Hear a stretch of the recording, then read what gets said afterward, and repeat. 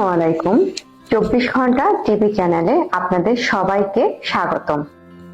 আমি আইরিন পারভিন শিলা আপনাদের উপস্থাপক হিসেবে আছি এবং আমাদের সঙ্গে রয়েছেন ইন্ডিয়ান হাই কমিশনের বর্তমান যোগ প্রশিক্ষক শাহনাজ পারভিন শিখা। আপু, আপনি কেমন আছেন? শুভ সকাল আপু। আমি ভালো আছি, আপনি ভালো আছেন? আশা করি আমাদের টিভি চ্যানেলের সকল দর্শক খুব ভালো আছেন। আবার পুনরায় আপনাদের সামনে আমি এসেছি আরো কিছু যোগাসন নিয়ে, যার জন্য আমরা সবাই মিলে ভালো থাকতে পারি। আমরা আজকে আলোচনা করব থাইরয়েড নিয়ে এবং কোন কোন যোগাসন করলে থাইরয়েডের থেকে আমরা মুক্তি পেতে পারি। আসলে থাইরয়েড থেকে কখনোই আমরা পুরোপুরি মুক্তি পাওয়ার যে বিষয়টা সেটা হয়তো পাবো না, কিন্তু কোন আসনগুলো করলে আমরা থাইরয়েডটা কন্ট্রোল রাখতে পারি সেই বিষয়গুলো নিয়ে আমরা আজকে আলোচনা করব। প্রথমেই আমরা আপুর কাছে জানতে চাচ্ছি থাইরয়েডটা কেন হয়। ধন্যবাদ আপু। থাইরয়েড একটি হরমোনজনিত রোগ। আমরা যেটা জানি যে থাইরয়েড একটি গ্রন্থি, যেটা আমাদের গলার শ্বাসনালীর দুই পাশে থাকে, ছোট্ট দুইটা গ্রন্থি প্রজাপতির আকারে। কিন্তু এই গ্রন্থি দুটো দেখতে যতটা সুন্দর, প্রজাপতির আকারে আমরা বললাম, সেই গ্রন্থির কাজটাও কিন্তু অনেক সুন্দর। কিন্তু এর কাজ যদি একটু কম বা বেশি হয়ে যায়, আমার গ্রন্থি যে পরিমাণ কাজ করার কথা সেই পরিমাণ কাজটা যদি গ্রন্থি না করে অথবা তার চেয়ে বেশি যদি কাজ করে, তখন আমরা থাইরয়েডের বলি যে আমার থাইরয়েড হয়েছে। কিরকম? থাইরয়েড কিন্তু দুই রকমের হয়, একটা হাইপোথাইরয়েড আর একটা হাইপার থাইরয়েড।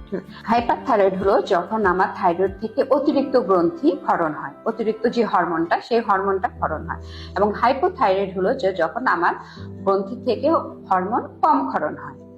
এটা হলো থাইরয়েডের রোগের কারণ। এবং এখন আমরা বলতে পারি যে থাইরয়েডের রোগের লক্ষণগুলো কি কি? লক্ষণ হলো বিভিন্ন রকমের হয়। যখন দেখো, আমরা অনেক সময় দেখি যে বিশেষ করে আমরা মহিলাদের দেখি যে মেজাজ অনেক খিটখিটে হয়ে আছে। সে তার কোনো প্রবলেম নাই, কিন্তু সে সারাক্ষণ খিটখিট করছে, সবার সাথে রাগ দেখাচ্ছে, মেজাজ দেখাচ্ছে। কেন? আমরা কিন্তু মনে করি যে মনে হয় তার কোনো প্রবলেম আছে, যে তার মেজাজটাই ভালো না, সে সবসময় সবার সাথে মেজাজ দেখাচ্ছে, খিটখিট করছে। কিন্তু এইটার পেছনের কারণ কিন্তু এই থাইরয়েড গ্রন্থি। যখন আমাদের থাইরয়েড ঠিক মতো কাজ করছে না, তখন সে এই যে মেজাজ খিটখিটি হয়ে যাচ্ছে, তখন তার প্রবলেম হচ্ছে এইটা। আবার অনেক সময় দেখি অনেকে বলছে আমার গা হাতে পায়ে সারাক্ষণ ব্যথা করছে, আমার ভালো লাগছে না, আমার একটা ক্লান্তি, অবসাদ, মানে কোনো কাজে আমার উৎসাহ নাই, শুয়ে থাকতে ভালো লাগে, কোনো কিছু করতে ভালো লাগে না। এগুলোও কিন্তু থাইরয়েডের লক্ষণ। যখন আমার থাইরয়েড হাইপো অথবা হাইপার হয়ে যাবে, তখন আমাকে শরীরের এরকম বিভিন্ন দিক থেকে আমাকে আক্রমণ করবে এবং আমার বিভিন্ন সিমটম হবে।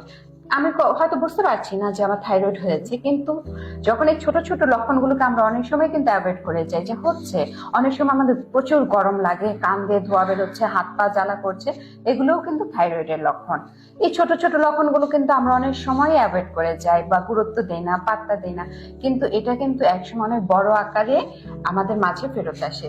এই জন্য যখনই আমরা এরকম কোনো সিমটম আমাদের মধ্যে দেখবো, অথবা আমাদের হার্টবিট খুব বেড়ে গেছে, হৃদস্পন্দন খুব বেশি, তখন কিন্তু আমাদেরকে প্রথমে যেটা করতে হবে, তখন আমাদের থাইরয়েডটাকে চেক করতে হবে যে আমাদের থাইরয়েড গ্রন্থি ঠিক মতো কাজ করছে কিনা।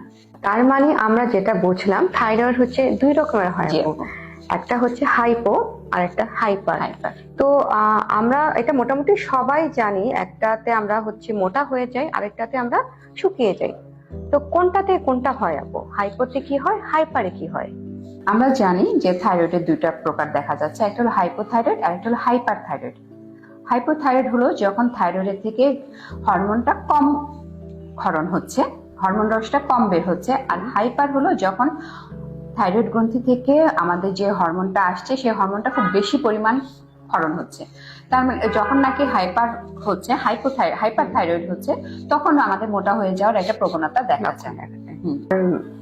অপোজিটটাতে একদম সেম, শুকিয়ে যাচ্ছি। আচ্ছা, তো কোনোটাই কিন্তু আসলে ভালো না, এমন না যে শুকিয়ে গেলে আমরা খুব ভালো থাকছি, এরকম না। মোটা হওয়া এবং শুকিয়ে যাওয়া দুইটাই আসলে আমাদের শরীরের জন্য ক্ষতিকর। হ্যাঁ। তো আর থাইরয়েড হলে সবচেয়ে যেটা আমরা ফিল করি সেটা হচ্ছে অবসাদ লাগা, ক্লান্তি লাগা। তো কোনো কাজে আমাদের মন বসে না। তো এই সমস্ত অবসাদ লাগা, ক্লান্তি লাগা, এগুলো থেকে আমরা যদি মুক্তি পেতে চাই এবং ওষুধ না খেয়েও কিভাবে আমরা থাইরয়েডটাকে কন্ট্রোল করতে পারি কিংবা কন্ট্রোলে রাখতে পারি, সেই আসনগুলোই আমরা শাহনাজ শিখাপুর কাছ থেকে এখন দেখব এবং আমরা যদি পারি সঙ্গে সঙ্গে করব। ধন্যবাদ আপু। চলুন আমরা আসনে চলে যাই।